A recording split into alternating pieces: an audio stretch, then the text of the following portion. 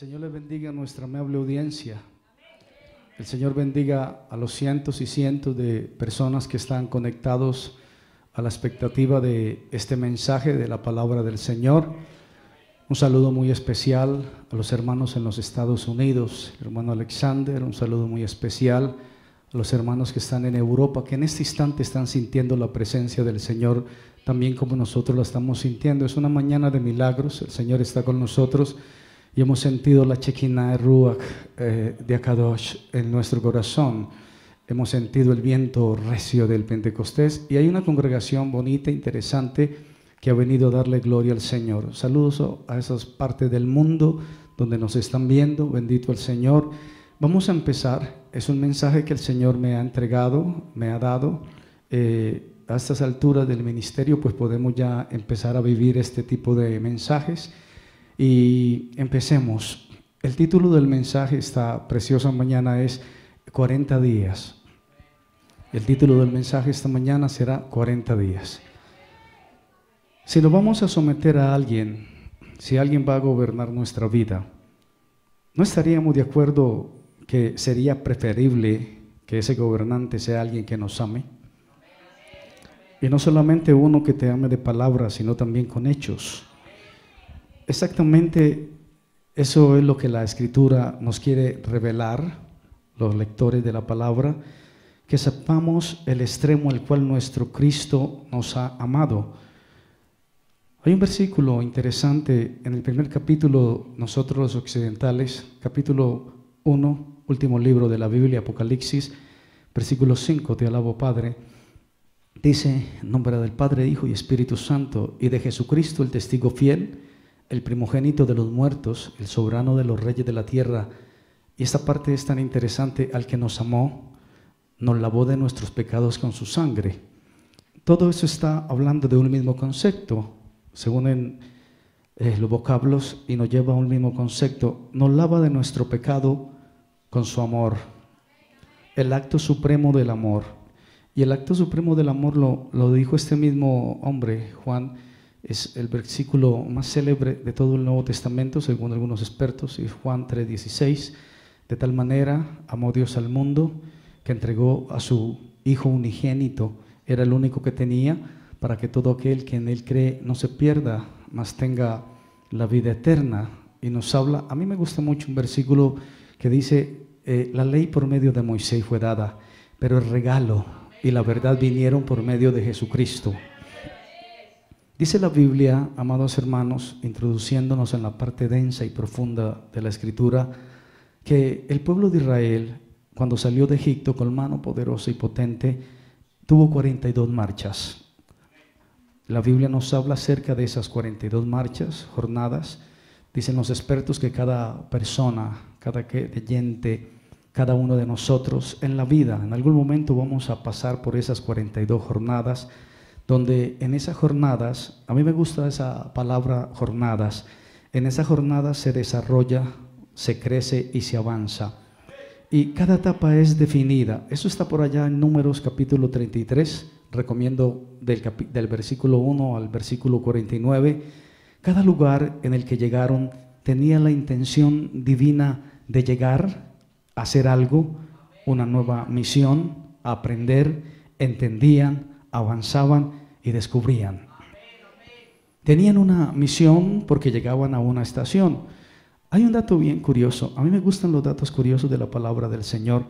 En el primer y segundo templo todos recuerdan la vaca roja, todos recuerdan los sacrificios, todos recuerdan que las personas más pobres como yo llevaríamos una tórtola y un palomino, que era lo único que nos encontrábamos por ahí en el monte. Otros más pudientes pues llevaban un cordero o llevaban un buey y lo degollaban allá. Así que saliéndonos del lado romántico y llevándolo al lado textual, era una matanza. Amén. Y dicen entonces que esto era un holocausto. ¿Cómo se llama? La feria, la dicen aquí en Colombia, la feria, donde llevan los animales y los sacrifican. En los pueblos, pues está fuera del pueblo para que el olor no contamine los alrededores. Y entonces dicen que esto era un holocausto, que era un matadero no apto para gente de corazón delicado. Y no era apto para esos de corazón tierno, minimalistas, porque se despellejaban animales. Pero dicen los expertos que uno de los milagros que sucedían en el templo es que no había moscas. Nunca habla la Biblia que tuvieron que ahuyentar las moscas. No llegaban las moscas. El lugar estaba lleno de sangre, de entrañas de animales muertos, y no habían moscas. Quiere decir que no había suciedad en la casa del Señor, que todo era puro. Un comentario de un rabino dijo: si hoy hiciéramos el sacrificio llegarían las moscas, porque están impuros. Bendito el Señor. Pero en ese primer y segundo templo no habían moscas, no llegaban moscas. Y la sangre. ¿Alguien ha ido a una feria? ¿Cuál es el nombre exacto donde matan los animales? El matadero, gracias. Esa era la palabra que estaba buscando en mi cabeza. El matadero. Hoy en día, un poco más tecnificados, es el frigorífico, pero realmente el término castizo de la lengua de Cervantes es el matadero. Eso era un matadero, amén. Y entonces no había moscas y no había suciedad. Dicen que allí todo era puro, sencillo y tranquilo. Dicen, esto es una historia alterna, si quieres la crees, si no pues recrea el mensaje con esto. Yo lo digo porque me gustan estos datos acerca de la visita a Salomón de la reina de Saba. Eso está en Primera de Reyes capítulo 10. Y hay un cuento que cuentan entre los rabinos y entre los niños pequeños en las sinagogas los sábados, día de reposo. Y dicen que en el encuentro entre la reina de Java y Salomón, la reina de Saba africana vino a visitar a Salomón, y entonces ahí cuando tú empiezas a ver, dice que quedó muy sorprendida, se sorprende mucho, pero al final de su visita ocurrió algo muy interesante, y dice que lo que ella vio la dejó sin respiro. Dice que lo que ella vio hizo que se desplomara. Estamos hablando de la reina de Saba. La dejó perpleja. Ella vio algo que no podía comprender. Y entonces cuando se recuperó, vamos a decirlo en el lenguaje nuestro, del soponcio, ella volvió a mirar lo que estaba mirando. Ya había visto toda la riqueza del rey Salomón, ya había visto los leones que tenía en su trono, ya había visto, ¿cómo se llaman estos animales que levantan los pavos reales? Ya había visto la cantidad de sabiduría de Salomón, que podía hablar con los animales, que era un experto en botánica, era un experto en especies aromáticas, era un experto en marfil, era multimillonario. Ella estaba impresionada, pero como ella era reina también, pues ve eso y se sorprende tanto. Y dicen que ella no podía comprender. Vio un puente muy arquitectónico que desde su inicio al final conectaba el palacio de rey con el templo. Y ella dijo: no puede ser que un rey como estos conecte su morada directamente con su Dios. Ella venía de adorar no sabemos cuántos dioses. Esa es literatura alterna. Y entonces un rey tan sabio estaba conectado con el lugar de su morada, donde se conectaba con Dios. Y dicen en una investigación profunda que era un pasadizo elevado. Otros dicen que era un pasadizo medianamente secreto que lo llevaba al templo. No tenía que pasar el medio del pueblo, porque no faltaban los que le decían: oh, y él decía: no, necesito ir a hablar con Dios. Recuerden que se le apareció 2 veces Dios a Salomón, ¿lo recuerdan? Qué bueno eso. Salomón empezó a dedicar la casa a Jehová, y cuando estaba hablando con el Dios, dice que la casa se llenó del humo de la presencia del Señor. Son milagros extraordinarios que hacen que el creyente común y corriente se enamore. Amén, gloria al nombre de Cristo. ¿Cuántos dicen amén? Hay una frase que quiero que quede por ahí guardada: sin identidad espiritual se debilita la identidad personal. Este mensaje creo que es para hermanos que les gusta leer la Biblia. Lo repito: sin identidad espiritual se debilita la identidad personal. Estamos hablando de jornadas y de etapas. Yo recomiendo para los viejos así como yo, no se quede sin un lugar donde congregarse. Es un consejo de un tipo adulto. No se quede sin un lugar donde haya fe, donde usted sienta que Dios lo llevó. Eso le da longevidad, eso le da largura de días, eso lo saca de ese retroceso y de esa involución que sucede con las personas cuando cumplimos después de los 50. Todos esos achaques. No te quedes sin el lugar de su presencia. Su nombre sea la gloria. Sin relación con la vid verdadera. La vid verdadera está en Juan capítulo 15. Yo soy la vid verdadera, vosotros sois los pámpanos. Una de las estaciones en la vida, amados hermanos, quiero que lo escuches, una de las jornadas, de las estaciones en la vida se llama ansiedad. Hay personas que sufren de ansiedad, incluso los medican, le dan medicamento para la ansiedad, porque siempre están muy ansiosos, siempre están, el cerebro nunca descansa, se acuestan y no duermen, se levantan y les da sueño, se acuestan, se les quita el sueño, siempre tienen que inventar y hacer algo y siempre están ansiosos. Si pasó el día de lunes, esperan el mañana con susto. Y entonces esta ansiedad va ligada al temor y al miedo. El temor, dicen los expertos, fue creado por Dios y nos aleja del peligro. Un concepto judío, el temor fue creado por Dios y nos aleja ¿de qué? Del peligro. No hay que explicar que si un perro ladra, la va a morder. Usted no pasa por ahí, eso no. Si hay un loco en la esquina con una piedra y un palo, usted da la vuelta. Ese temor el Señor se lo dejó a usted para que escape del peligro. Si hay un loco por ahí que la quiere coger, usted dice, no, salga corriendo para que el loco no la coja. Es un instinto de preservación. Sigamos. Pero luego llevamos a un nivel patológico y quedamos como petrificados por el terror. Y la ansiedad nos petrifica, se convierte en algo patológico y crea algo que se llama vacío en el estómago. Hay personas que siempre están con vacío en el estómago. No es que tengan el estómago vacío, es un término coloquial que siempre están llenos de terror, están petrificados. Y hay un descenso, y cuando usted entra a ese descenso, se bajan todas las defensas. Hay una palabra extraña, patologizarnos, nos deja en ese estado donde estamos realmente ya diagnosticados patológicamente, o sea, crónicamente. Es un estado y debemos superarlo. Y la gente siempre pregunta, ¿cómo salgo de la ansiedad? ¿Cómo salgo del miedo? ¿Cómo salgo de esta situación difícil en la que tengo? A veces tenemos miedo del mañana. Hay un versículo precioso, dice, buscad primeramente el reino de Dios y su justicia, y las demás cosas os serán añadidas. Pero ese versículo no lo vivimos mucho porque no tenemos claro el concepto de fe en nuestro corazón. Somos materialistas, pertenecemos a un mundo absolutamente material, pero necesitamos, la Biblia nos entrega una llave mucho más fácil. Hoy en día, cuando hay unas puertas en unos apartamentos donde entras con contraseña, la llave esa que dejabas en la casa ya no sirve para nada. Bendito el nombre del Señor. O una huella. Con la huella y tú entras a tu casa, o simplemente con el mapeo de rostro, te hacen un mapeo facial y la puerta de tu casa se abre, ni siquiera tiene dónde introducir la llave. Ok, la Biblia nos deja una llave básica. ¿Recuerdan esas llaves con las que abríamos las casas de los abuelos?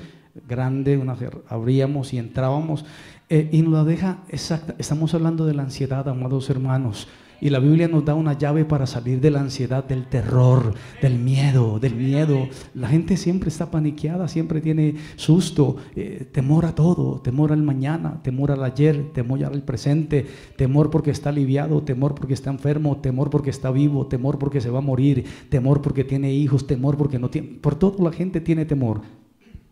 ¿Cómo escapamos de la ansiedad? La Biblia te va a entregar esta mañana la llave. ¿La quieres? ¿La quieres? ¿La quieres? Ok, vamos a Mateo capítulo 18, versículo 20 dice, porque donde están 2 o 3 congregados en mi nombre, allí estoy yo en medio de ellos. La llave para la ansiedad es congregarte, aleluya, porque donde hay 2 o 3 congregados en mi nombre, allí estoy yo en medio de ellos. No hay pastillas, no hay medicamento, no hay manzanilla, no hay jengibre, no hay eucalipto, ¿qué más? No hay agua de rosa, no hay menjurje que valga para la ansiedad, para el miedo, para el vacío existencial, que incluso mucho pueblo de Dios vive. Estad confiados y conoced que yo soy Dios. Yo tenía una petición hace 15 días delante de la presencia del Señor y estaba orando en mis cultos de oración, martes, jueves, sábado, y en uno de esos cultos el Señor me dijo, yo lo haré. Y entonces yo escuché y volvió a decirme el Señor, yo lo haré. Y yo volví a mirar y sí, es el Señor, yo lo haré. Entonces dije, es el Señor, y empecé a adorar el nombre del Señor. Esperar en Dios no es fácil, es muy difícil, porque usted tiene que aferrarse a la cruz, pero no a la visible, sino a la invisible. Pero usted no puede menguar. ¿Recuerdan lo que le pasó a Pedro cuando vio a Jesús en medio del mar embravecido? Y Jesús le dice: ven, Pedro. Y él dijo: Señor, ¿puedo? Quiero, me antojé de surfear naturalmente. El Señor le dijo: pues para el que cree todo le es posible, ven. Y él dijo: qué rico, y empezó a caminar, dio el primer paso y le gustó. Pero no sé qué pasó, no sé qué recordó, no sé qué sesgo cognitivo tenía Pedro desde su infancia, que se hundió y dijo: Señor, sálvame. Qué bueno el Señor. Sigamos. Y entonces esa llave dice: donde están 2 o 3 congregados en mi nombre, allí estoy yo en medio de ellos. Hay una iglesia digital que no se está viendo, que por diferentes causas no se está congregando. No te preocupes, ahí está la presencia, la chequiná, el candelabro está encendido. Le decía al Señor en mi oración personal: Señor, la menoná se ha apagado de pronto 5 bracitos, pero no se ha apagado uno. Siempre se ha mantenido un brazo encendido. Cuando hablo de la menoná, hablo del candelabro, y nosotros tenemos que estar encendidos con el fuego del Espíritu Santo, la marca indeleble del Pentecostés. Aleluya. Y uno siente los ríos de agua de vida. Su nombre la gloria. Sigamos, porque esto se puso bueno. La llave es congregación, la comunidad, la congregación. Rescatar, fusionar todas las fuerzas dispersas, porque cuando usted, hermano, cuando usted está en la calle, cuando usted está en el mundo común y corriente, sucede algo, no le interesas a nadie, no le importas a nadie, pero cuando estás en una comunidad, todos nos convertimos en miembros los unos de los otros, y cuando nos convertimos en miembros los unos de los otros, somos importantes los unos para los otros. Para mí es importante el hermano que se sienta al lado, por eso quiero ganar almas para Cristo, para que las almas tengan el gozo de la salvación, para que las almas tengan esa paz. Mi paz os dejo, mi paz os doy, yo no la doy como el mundo la da. No se turbe vuestro corazón, ni tenga miedo. En la casa de mi Padre muchas moradas hay. Me voy a separar un poquitico del bosquejo. Ok, me separo del bosquejo. ¿Saben ustedes que los judíos por esta temporada están celebrando una fecha? Están diagnosticando algo y están llorando la destrucción del templo. Ok, hasta ahí vamos bien. En la destrucción del templo son 15 días de duelo. Hay que llorar, hay que llorar y hay que llorar. Y escuché una analogía y me decían: ¿quién es el que llora en un velorio? ¿Quién llora en un velorio?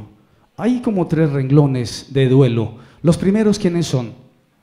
Gracias, la familia. Los segundos son los conocidos. Y los terceros, pues los extraños que van a tomarse en el consomé y el agüita esa aromática. Pero al que le duele que haya muerto alguien es a los familiares. Bendito el nombre del Señor. Y los judíos están llorando la destrucción del templo y dicen: el Padre se quedó sin casa. Pero nosotros decimos: aleluya, Cristo dijo: en la casa de mi Padre muchas moradas hay. Si no, no lo hubiera dicho. Voy pues a preparar lugar para vosotros. A su nombre sea la gloria. Denle un aplauso al Señor esta mañana. Me gustan esos aplausos del hermano Enrique. Mire lo que dice la Biblia, Romanos. Aleluya, qué bueno el Señor. Romanos capítulo 12.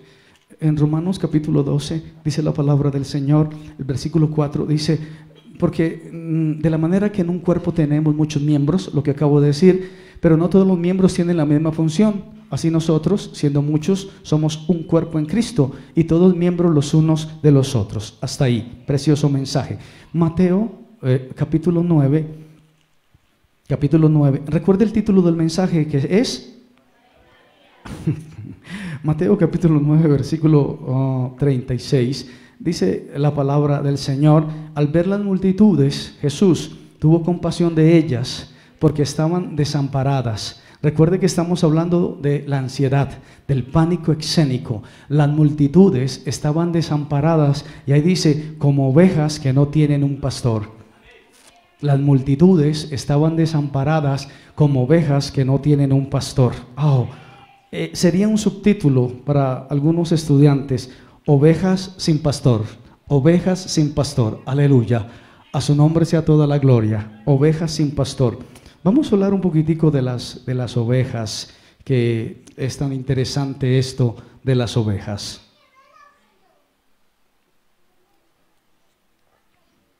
Las ovejas son vulnerables. Las ovejas están desorientadas. Las ovejas están necesitadas de cuidado y de dirección. Internémonos un poquitico en el concepto ovejas. Mateo 25:31, cuando el Hijo del Hombre venga en su gloria, todos los santos ángeles con él, entonces se sentará en su trono de gloria. Qué bueno, yo quiero que el Señor venga. Yo quiero que el Señor venga. Aleluya. Cuando el Hijo del Hombre venga en su gloria, todos los santos ángeles con él, entonces se sentará en su trono de gloria y serán reunidas delante de él. Son 72 naciones, creo, las 72 naciones, y habrá una selección, apartará los unos de los otros, como aparta el pastor las ovejas de los cabritos, y pondrá a las ovejas de las que tuvo compasión a su derecha. Hasta ahí. Qué bueno el Señor. A su nombre la gloria. Vamos a leer Isaías, el capítulo 6, bendita la gloria del Señor, es célebre. Dice, ¿a quién enviaré y quién irá por nosotros? Entonces respondí yo, heme aquí, envíame a mí, porque las ovejas son vulnerables. Aleluya, bendito el nombre del Señor. Qué bueno el Señor, aleluya. Oh santo, ¿a quién enviaré y quién irá por nosotros? Pues envíame a mí, Señor, yo quiero estar ahí. Vamos a ver lo que dice. Hay una presencia tan especial del Espíritu Santo esta mañana en este lugar. Quiero testificarle a los hermanos de los medios que el Señor está con nosotros. Hablemos de la oveja. Salmo 23, clásico. Jehová es mi pastor, nada me faltará. En lugares de delicados pastos me hará descansar. Cada pastor selecciona dónde va a pastorear o hará descansar, o qué pasto le dará a las ovejas. Junto a aguas de reposo me pastoreará, en lugares de delicados pastos. Siempre me han gustado los delicados pastos que nos entrega el Señor. El pastor es el encargado de llevar al pueblo, a las ovejas, a pastos delicados. Qué bueno ese pasto delicado, aleluya, y no ese pasto congelado. Sigamos, porque se pone denso esto. Y el Salmo 100, gracias al Señor por su atención. El Salmo 100, aleluya, dice la palabra del Señor, el versículo 3, reconoced que Jehová Dios, Él nos hizo y no nosotros a nosotros mismos.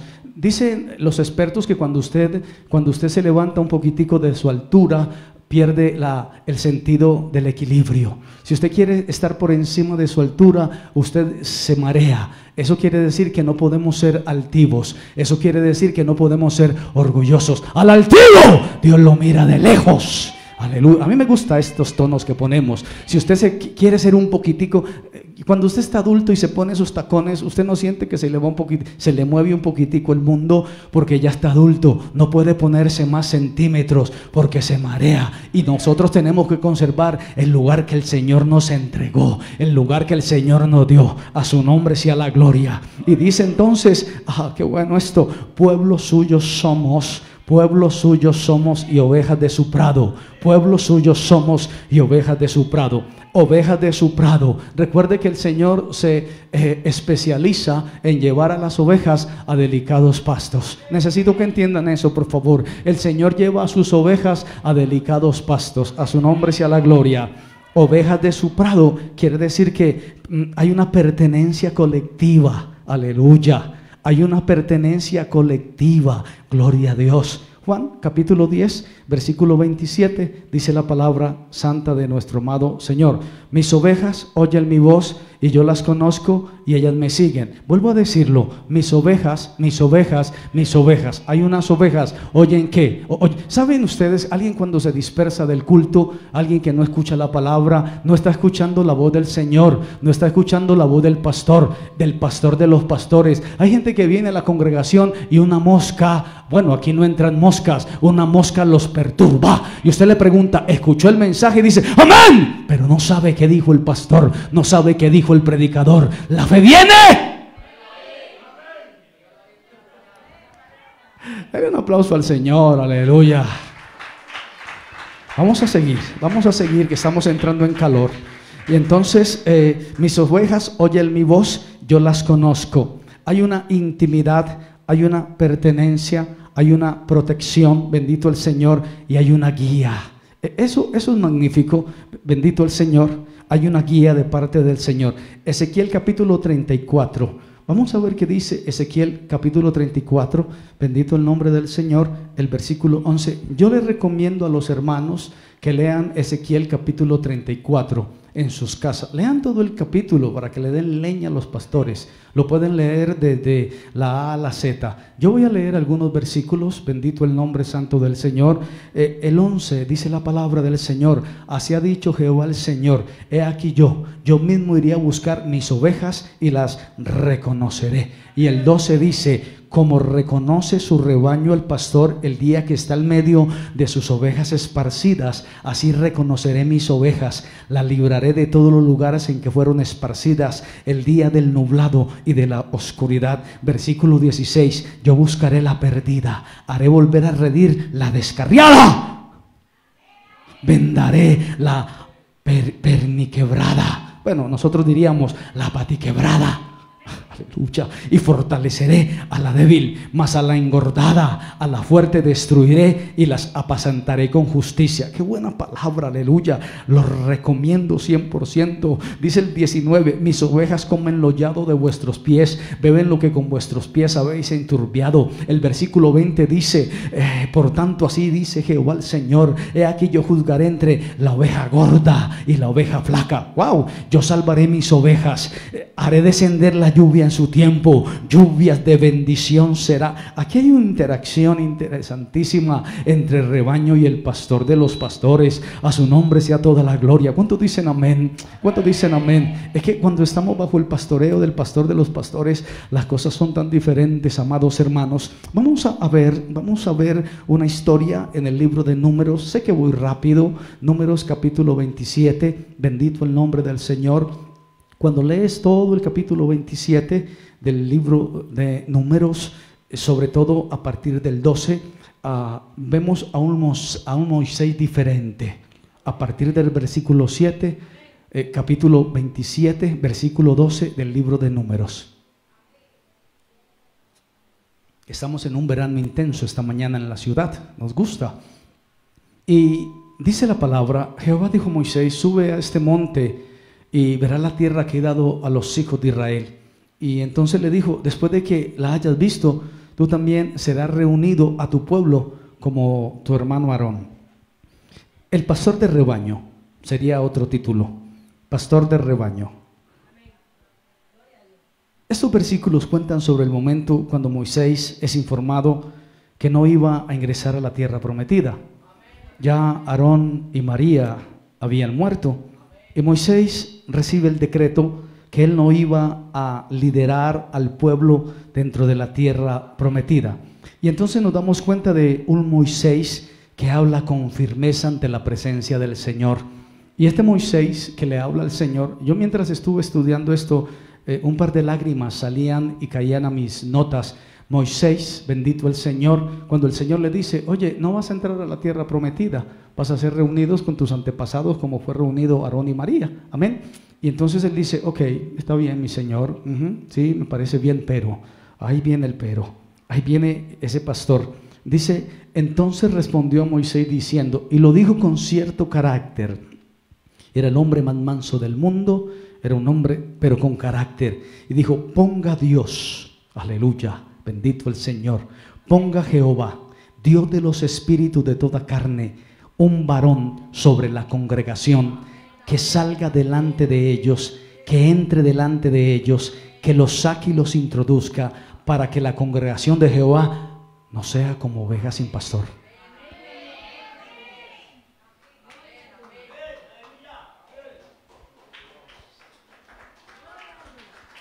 Esto no saca aplausos ni saca aleluyas. Hay un feedback. ¿Me ayudan con el feedback, por favor, para concentrarme en el mensaje? Gracias. Y entonces dice que Rey, el amo de todos los puntos cardinales del mundo y de toda carne, por favor, ponga un hombre sobre el pueblo de Israel, que no vaya a quedar el pueblo, el rebaño, como un rebaño el cual no tiene pastor.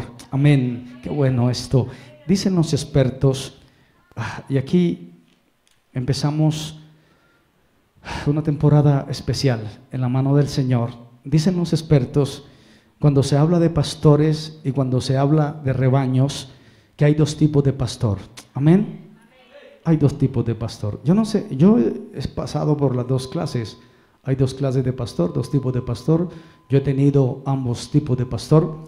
Hay un tipo de pastor el cual su motivo y su objetivo principal, por lo que hace crecer, por lo que hace multiplicar, por lo que hace que haya células de multiplicación y vamos a conquistar, es porque quiere vender el ganado o el rebaño.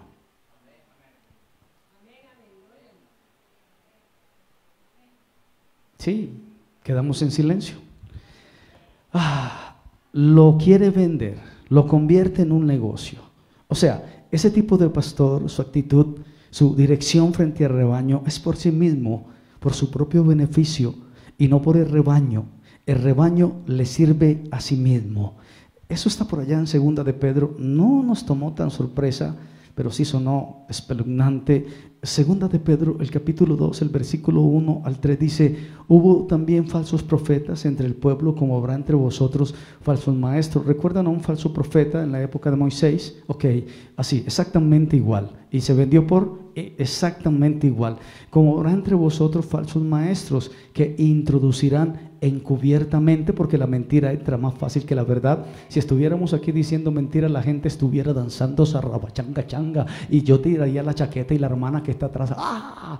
Pero estamos hablando la verdad del evangelio. Bendito el nombre del Señor. Y entonces dice la palabra: falsos maestros que introducirán encubiertamente herejías destructoras y aún negarán al Señor que los rescató, atrayendo sobre sí mismos destrucción repentina. Y aquí hay muchos, esos hermanos que les gustan las iglesias grandes, megas, dice: muchos seguirán sus disoluciones, por causa de los cuales el camino de la verdad será blasfemado, y por avaricia harán mercadería con vosotros. Yo no me voy a quedar ahí dándole palo ahí a los compañeros de ministerio, solamente digo que hay una clase de pastor que le dice: vamos a crecer, vamos a multiplicar, ¡avanza! Y entonces la gente se llena de esos compromisos con el pastor y quieren llenar la iglesia de gente, y luego el pastor los vende. 1 más 1 son 2 y el rebaño le sirve al pastor. O sea, sigamos, algún parecido con la realidad. Bendito el nombre del Señor. Y entonces hay otro tipo de pastor. Para que nos acerquemos bien a ese otro tipo de pastor, necesitamos ver una historia. La aprendí en la escuela dominical, no la he descubierto, siempre ha estado ahí. 2 de Samuel, capítulo 12, versículo 1. Voy a leer acerca de las ovejas. Estamos hablando referente a las ovejas. Dice que Dios envió al profeta a David. El pastor fue enviado al rey. Recuerda que era rey. Y viniendo él le dijo: había 2 hombres en una ciudad, el uno rico y el otro pobre. El rico tenía muchas ovejas y decía: aquí la gente no es el problema, aquí no sobra la gente, aquí lo que hay es gente. Y tenía también vacas, pero el pobre no tenía más que una sola corderita que él había comprado, que él había criado y que había crecido con él y con sus hijos juntamente, comiendo de su bocado, bebiendo de su vaso, durmiendo en su seno. La tenía como una hija. ¿A quién? A una corderita. Aquellos que tienen esos animalitos que le dan la comida, que le dejan tomar el agüita del propio vaso, que duerme con ellos, que está ahí con ellos, entenderán qué amor había entre ese pastor y esa sola corderita. La amaba, sus hijos crecieron con ella, la cogieron pequeñita, el niño estaba pequeñita y fueron creciendo con ella. Bendito el nombre del Señor. Y dice que la tenía como a una hija. ¿A quién? ¿A quién? ¿A quién? A la corderita. Y la tenía como ¿qué? Como a una hija. Y entonces vino de camino al hombre rico, extravagante y exagerado, y este no quiso tomar de todas sus ovejas y de sus vacas para guisar para el caminante que había venido a él, sino que como era rico, tomó por la fuerza la oveja de aquel hombre pobre y la preparó para aquel que había venido a él. O sea, sacrificó a la ovejita que la estaban haciendo crecer como a una hija. Sigamos. Dice la Biblia entonces, hay otro tipo de pastor que tienen un rebaño y lo hace crecer y lo cuida solamente por amor. La recompensa es el amor, no es más. No es para venderlos más adelante. Voy a cambiarlo por una Toyota Carevaca. lo va a cambiar por un lote en Llano Grande. No. Cuida las ovejas por amor, sin esperar nada a cambio. Recuerdan que hay unos que van a hacer mercadería, cambalachería, van a cambiar la iglesia, van a cambiar el púlpito por cambalaches. Pues hay otro que no, que simplemente pastorea por amor y cuida la oveja. Y entonces dice que no lo hace por negocio. Ese pastor hace las cosas por el rebaño y no por sí mismo, no por ganancias deshonestas. Moisés, la oración de Moisés dijo: Señor, por favor, preocúpate que esta persona que vayas a nombrar sea el pastor de ellos y que le sirva al pueblo y que no el pueblo le sirva a él. A su nombre sea toda la gloria. Aleluya, aleluya. Primera de Samuel, sigamos hablando de las ovejas. Primera de Samuel, capítulo 17, el versículo 34, dice la palabra acerca de un muchacho que cuidaba unas ovejitas. Hello, acerca de un muchacho de ojos azules, rubio, que cuidaba unas ovejitas y aparte de eso cantaba extraordinario y tocaba el arpa. Y lo más interesante de este muchacho era que cuando cantaba, los demonios se le sujetaban. ¡Aleluya!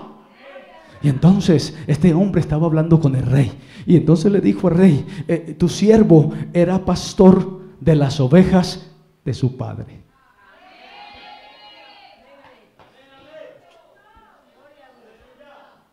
Él no dice: yo era pastor de las ovejas. No, yo era pastor y no eran mis ovejas, sino que eran las ovejas de mi padre. Y entonces sigue diciendo la palabra del Señor.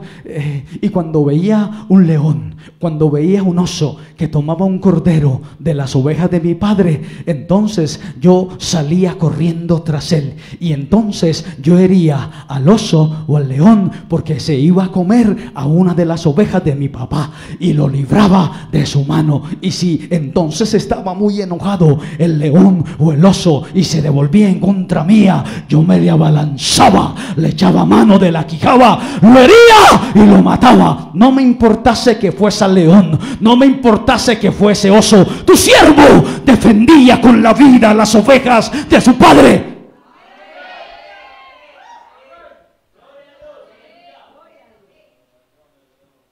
A su nombre sea la gloria. Voy a contar una historia y finalizo. Voy a contar una historia y finalizo. No voy a interrumpirla, ni quiero interrupciones. Voy a contarla, y más que una historia, es algo vivencial, visceral. Se cuenta sobre un pastor en un pueblito que uno de los miembros de su congregación se le descubrió una enfermedad. Decían que era terminal. No conocían su curación y era prácticamente imposible que este muchacho se salvara. El joven que padecía esta terrible enfermedad, hoy en día le dicen las enfermedades huérfanas, estaba afectado a tal punto que nadie se quería casar con él debido a esta terrible enfermedad que padecía. El joven fue donde su pastor y fue llorando. Le dijo llorando: pastor, este es mi diagnóstico, me queda poco tiempo de vida, tengo 24 años, no podré casarme, no podré tener hijos, no podré volver a congregarme. El pastor se quedó mirando al muchacho y sintió dolor por él. Era un pastor normal, muchacho lleno de vida, y le dijo: no te preocupes, no te preocupes, te voy a dar un par de consejos. Dirígete a una ciudad. En cierta ciudad, en cierto sector, hay un hombre sabio. Ve donde ese hombre sabio, pídele una bendición a ese hombre sabio para que seas curado de tu enfermedad. No te preocupes, con ese viaje y con esa bendición tú te vas a curar. El joven, en su desespero, consiguió el dinero, se desplazó, hizo todo lo que su pastor le dijo que hiciera. Fue a la ciudad, fue donde el sabio, fue y le pidió una bendición al hombre sabio. El hombre sabio le dio una bendición normal. Pasaron 40 días, pasaron 40 días, pasaron 40 días. Y al cabo de esos 40 días, este hombre Fue al doctor, le hicieron exámenes, este muchacho de 24 años, revisiones, chequeos por todas partes. Milagrosamente estaba sanado. Volvió donde su pastor. Ya estaba llorando, pero no de tristeza, y lo abrazó y le dijo: pastor, pastor, pastor, Dios te bendiga, he sido curado. Muchas gracias, mi pastor, gracias por enviarme a donde esta persona. Su recomendación la seguí al pie de la letra. Pastor sonrió. Habían pasado 40 días y le dijo: escúchame, por favor, calma, bájale rayitas, tranquilízate. Quiero decirte algo. La condición, la única condición obligatoria para que esta bendición se preserve con el tiempo, se cuide con el tiempo, sea preservada con el tiempo, es que no le cuentes a nadie sobre este asunto. No cuentes nada sobre la persona a la cual te envié, no cuentes nada de las indicaciones que te di. Guárdalo siempre para ti, para que se preserve cuidadosamente en el tiempo. ¡Por supuesto!, dijo el muchacho lleno de vida y de gratitud. Logró casarse el muchacho. Pasaron los años, pasaron 30 años. Muchacho casado, con hijos. Bien, estaba bien el hombre. De repente su cuñada, la hermana de su esposa, se enfermó. Exactamente la misma enfermedad que la había tenido hacía 30 años atrás. Su cuñada. Él sabía que se iba a morir. En ese momento su esposa lo confronta y le dice: ven acá. Tú me contaste una historia cuando era joven, que una vez tuviste una enfermedad parecida a la de mi hermana, ¿cierto? Él dijo: cierto. Dios te curó, ¿cierto? Él dijo: cierto. Pero dime, ¿cómo te curaste? Dime por favor, mi hermana pequeña se está muriendo, se va a morir, se muere, está en la fase terminal, no tiene cura, no se ha casado, es una niña llorando, te suplico, dime cómo te curaste. Él trató de esquivarla, zigzagueó, lo intentó, pero la muchacha se estaba muriendo, estaba desahuciada. No pudo zafarse del llanto de su esposa. No podía contar quién había pedido la bendición para su vida. Hacía 30 años, hermana, 30 años atrás. Había prometido a su pastor no revelar su secreto, 30 años atrás. Pero ella lo presionó tanto y dijo: se está muriendo. En ese momento el hombre vio a la muchacha, se quebró el muchacho, el hombre, ya era un hombre adulto. Se tiró al suelo y empezó a llorar. Se levantó de ahí, llamó a su esposa, le dijo: siéntate, te voy a contar el secreto de mi sanidad. Yo me iba a morir. Y le contó todo. Fui donde mi pastor me mandó donde un hombre sabio, a una ciudad. Cuando volví, habían pasado 40 días y en esos 40 días yo fui sano de mi enfermedad. La enfermedad, como llegó, se desapareció. Hasta ahí queda la historia. Punto aparte y continuamos. Transcurrieron unos días normales, la cotidianidad que se nos olvida de las bendiciones que se tienen que preservar en el tiempo. El hombre se empezó a enfermar, empezó a sentirse incómodo, se sentía mal, le dolía la cabeza, le dolía el cuerpo, no quería ir a trabajar. Se hizo unos chequeos médicos, estudiaron su historial médico y le dijeron: querido amigo, la enfermedad ha regresado más agresiva que antes. Le quedan pocos días de vida, despídase de su gente. Este hombre empezó a llorar en medio de su angustia, de su desolación. Preguntó: ¿todavía existe el pastor que oró por mí hace 30 años? Le dijeron: sí, ya está viejo, ni ve. Él dijo: voy a ir donde mi pastor. Cuando yo era joven, él oró por mí, me dio la bendición hace 30 años. Y entonces, en efecto, era un pastor ya viejo. Entró este hombre llorando y se arrodilló y le dijo: pastor, ¿me recuerdas? Él dijo: por supuesto que te recuerdo. Pastor, volvió mi enfermedad, ¿qué voy a hacer? Me voy a morir y ya tengo una esposa, ya tengo una casa, ya tengo unos hijos. Y empezó a contarle todo lo que había obtenido en esos 30 años. Y su pastor se quedó mirándolo y empezó a llorar. El pastor viejo, se le vinieron las lágrimas y le dijo: mi amigo, lo siento mucho, de verdad perdóname. Yo ya no tengo fuerzas como las que tenía hace 30 años como para poder ayunar y orar por ti 40 días. Lo siento mucho. Y cuando este hombre escuchó a su pastor, entendió todo.